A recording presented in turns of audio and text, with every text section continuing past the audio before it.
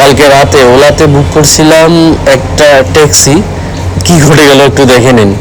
আমি taxi book করছিলাম একটা, কিন্তু আলাদা নাম্বারের গাড়ি নিয়ে চলে এসেছে উনি। দেখেন, এরকম যদি ঘটনা আপনার সঙ্গে হয় কি করবেন? দেখেন, আমি কিন্তু ট্যাক্সিটা বুক করেছি একটা আলাদা নাম্বার, কিন্তু উনি ওনার ওই গাড়িটা কোথায় জানি গিয়েছিল।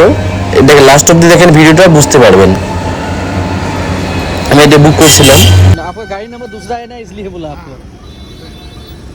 नाभी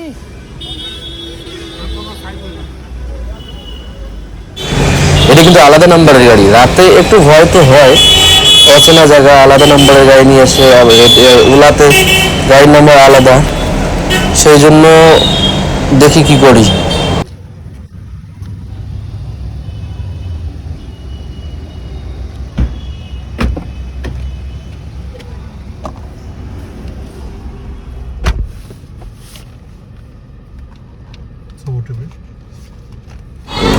আপনার সঙ্গে যদি এরকম কোনোদিনও এরকম ঘটনা হয়, তাহলে ওটিপিটা দিয়ে আপনি দেখে নেবেন যে আপনার নাম ওই মোবাইলটাতে আসতেছে কিনা।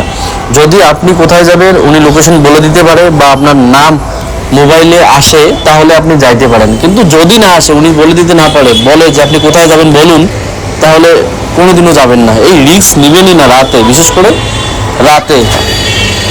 আমি কিন্তু ওটিপি দেওয়ার পরে উনি বলে দিয়েছিল যে আমি যেখানে যাব। আমি তো আগে থেকে জানি আমি কোথায় যাব, সেজন্য সেজন্য যাওয়া, না হলে যেতাম না। আপনি একটু সতর্ক থাকবেন, বিশেষ করে অচেনা জায়গায় গেলে।